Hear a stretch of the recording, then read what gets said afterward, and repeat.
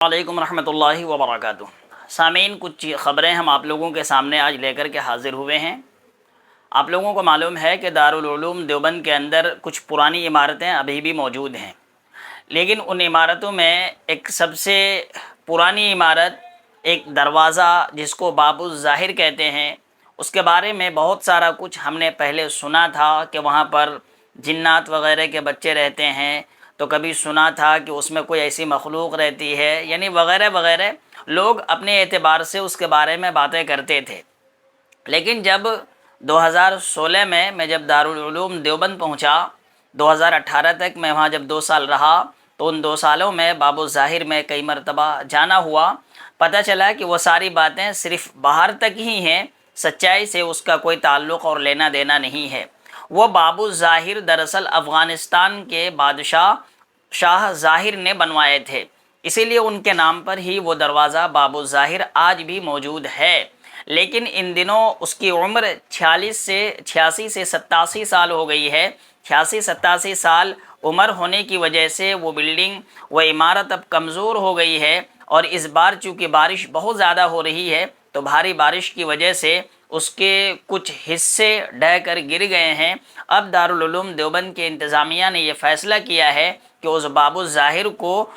گرایا جائے گا اور پھر اس کی تعمیر نو کی جائے گی۔ اگر آپ دارالعلوم دیوبند گئے ہیں تو آپ دیکھے ہوں گے کہ باب الظاہر کے آس پاس کی جتنی بھی پرانی عمارتیں تھیں اس میں نئی بلڈنگ بن چکی ہیں، اور ان تمام بلڈنگوں کا نام دار جدید ہے، اور بہت ہی عالیشان عمارت بنی ہے۔ لیکن ایک پرانی تاریخی عمارت باب الظاہر، جس کو شاہ بادشاہ ظاہر نے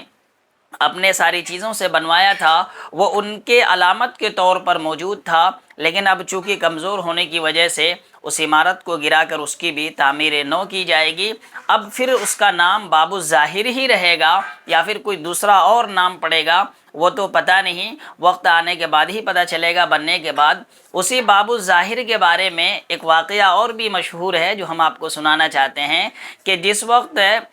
طاہر حسین صاحب گیاوی رحمہ اللہ تعالی دارالعلوم دیوبند پڑھنے کے لیے گئے تھے، تو ان کے طرف منسوب کر کے ایک واقعہ ہے کہ باب الظاہر کا ذو کا جو نقطہ ہے انہوں نے اس کو مٹانے کی کوشش کی اور باب الطاہر اس کو بنا دیا۔ بہرحال اس کی سچائی کیا ہے، یا پھر یہ اس کو یوں ہی لوگ بیان کرتے ہیں لطیفے کے طور پر، وہ ایک الگ چیز ہے، لیکن اس کے طرف یہ بات بھی منسوب ہے۔ اب اس عمارت کو تعمیر نو کے لیے گرایا جا رہا ہے، اور پھر بعد میں پتہ چلے گا کہ اب اس کا نام الگ رکھا جاتا ہے یا پھر باب الظاہر ہی رہتا ہے۔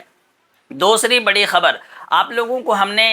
آج سے 2 دن پہلے ایک ویڈیو کے ذریعے سے بتایا تھا کہ بہار کے گوپال گنج کے مسجد کے ایک امام کو رات میں حملہ کر کے مار دیا گیا تھا۔ اب وہاں پولیس تحقیق کر رہی تھی، ایس آئی ٹی کی گٹھن بھی ہو گئی تھی۔ اب ایس آئی ٹی اور پولیس کی رپورٹ میں کھل کر یہ بات سامنے آئی ہے کہ اس امام کو مارنے والے کوئی دوسرے نہیں بلکہ ان کے مقتدیوں میں سے ایک آدمی ہے۔ بلکہ اس کی وجہ کیا بنی ہے، خلاصہ جو ابھی رپورٹ کے ذریعے سامنے آئی ہے وہ یہ کہ آج سے 1 ہفتہ پہلے، یعنی امام صاحب کو پرسوں جس رات میں مارا گیا، اس سے 3 دن یا 4 دن پہلے ان کا جو موبائل فون ہے وہ چوری ہو گیا تھا، اور چوری کرنے والا کوئی آدمی نہیں، وہی آدمی ہے جس نے امام صاحب کو مارا ہے اور ان کا قتل کیا ہے۔ بعد میں امام صاحب نے پولیس کو کمپلین لکھایا کہ ہمارا موبائل فون چوری ہو گیا ہے، تو پولیس کی تفتیش کے بعد وہ شخص پکڑا گیا تھا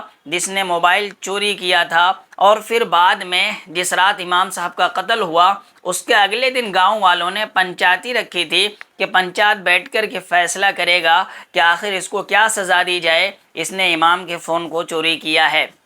ابھی وہ تو پنچایت کا دن آنا ہی تھا کہ رات میں ہی اس شخص کے اوپر الزام ہے کہ اس نے اٹھا اور جا کر رات میں امام کے اوپر حملہ کر کے ان کا چاقو کے ذریعے سے قتل کر دیا۔ اب وہ شخص پولیس حراست میں ہے، اور امام صاحب کی جو فیملی ہے وہ کافی پریشان ہے۔ اب ظاہر ہے کہ امام صاحب کی جو تنخواہ ہوتی ہے مسجدوں کے اماموں کی، وہ ہمارے اور آپ سے چھپی ہوئی چیز بھی نہیں ہے، بلکہ ان کی تنخواہ کتنی ہوتی ہے اور ان سے لوگ کس قدر دشمنی رکھتے ہیں، یہ ہمارے اور آپ کے سامنے بھی بالکل واضح ہے کہ بتائیے بھلا ایک امام دن کی مختصر سی تنخواہ ہو 5,000 8,000 10,000، ان کے پاس ایک موبائل فون ہو اور مقتدیوں میں سے کوئی ایک شخص ان سے اتنی دشمنی رکھے کہ ان کا موبائل ہی چوری کر لے۔ اچھا یہ گھٹنا صرف امام صاحب کے ساتھ ہوئی ہے، لیکن موبائل چوری کا اور اس طرح سے دشمنی کا جو معاملہ ہے وہ کہیں نہ کہیں اماموں کے ساتھ مسجد کے مقتدیوں کے دوارا ہوتا ہی رہتا ہے، لیکن کوئی اس قدر دشمن ہو جائے کہ اس کی جان لے لے،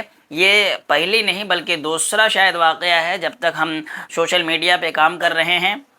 اب پولیس نے اس شخص کو حراست میں لے کر کے اس کے خلاف قانونی کارروائی شروع کر دی ہے۔ امام صاحب کی فیملی، امام صاحب کے گھر والے کافی پریشان ہے۔ ظاہر ہے کہ جن کا بیٹا، جن کا شوہر اس دنیا سے چلا جائے گا، جس کا باپ اس دنیا سے چلا جائے گا، تو ان کے چھوٹے چھوٹے معصوم بچے پھر ان کے لیے سہارا کون بنے گا؟ اب بتائیے کوئی شخص اتنی بڑی دشمنی کیسے کوئی مول لے سکتا ہے؟ بہرحال اسی طرح کی اور بھی کچھ باتیں، کچھ خبریں اگر لیٹسٹ اپڈیٹ رہیں گی تو ہم انشاءاللہ آپ لوگوں سے شیئر کریں گے۔ آپ لوگ ہمارے اس ویڈیو کو تب تک آگے شیئر کرتے رہیے۔